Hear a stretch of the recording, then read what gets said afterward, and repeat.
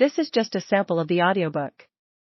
To get the complete audiobook, access the link posted in the first comment. In the first 5 years of the 1880s, Fort Worth would begin its great journey on steel rails. At the decade's start, the Texas and Pacific Railway's one daily arrival and departure constituted the sum of Fort Worth's railroad traffic. But by 1884, 5 trunk lines ran 9 daily arrivals and departures, and others lay under construction or in advanced planning stages. Railroad development had a multiplier effect that drove construction and trade, expanding opportunities in other fields, especially the dressed beef industry, where a serious effort began to develop national and European markets. The rail surge also spurred the beginning of a modern municipal infrastructure in water and sewage systems, as well as street and bridge improvements. Railroads would prove insufficient in and of themselves to make Fort Worth a great city, but they provided the economic critical mass upon which all other advances would rest. The frontier had receded so little at the beginning of the 1880s that the distance between civilization and mayhem often measured only a few miles. In 1879, American Indians killed a man just 4 miles west of downtown, and in August 1880, 4 men traveling southwest died in another attack. Within the city limits, remnants of the frontier persisted, most visibly in high levels of violence, aggravated by the pervasiveness of firearms, despite state laws, a fact that the Fort Worth Democrat lamented in 1881. Fort Worth's 31 saloons, roughly 1 for every 225 residents, contributed to lawlessness by offering not just alcohol, but all forms of vice. Even drugs were present.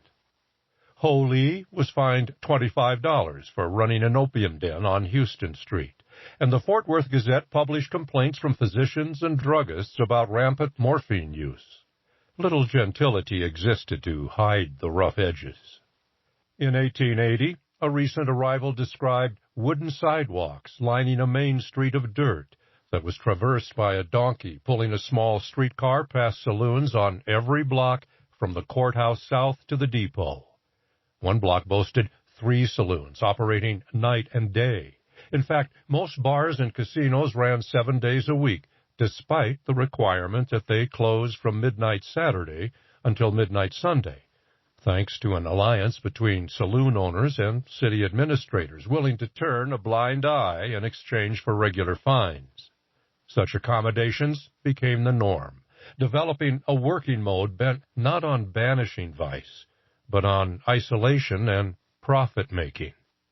The center of that accommodation was Hell's Half Acre, an area occupying the southeast quadrant of downtown between the business district on the north and the rail terminal on the south.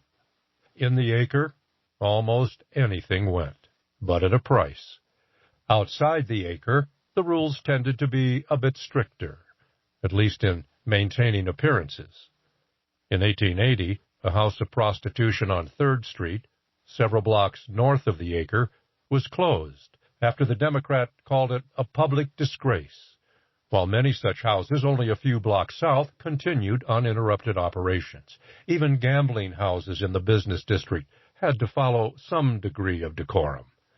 The Gazette asked that the police make casinos on 2nd Street lower their blinds to restrict the public's view. Occasionally, especially around elections, the police launched crackdowns with great fanfare, but with little lasting impact. One such campaign, in April 1881, became notable for 2 reasons. First, it led to the arrest of Fort Worth Alderman H.P. Shield, who was also a saloon owner and sometime city police officer. As a councilman, Shield was known for championing the semi-official backdoor arrangements that kept saloon cash registers ringing 7 days a week. He admitted serving beer on a Sunday, but argued the legal technicality that he had not collected until Monday.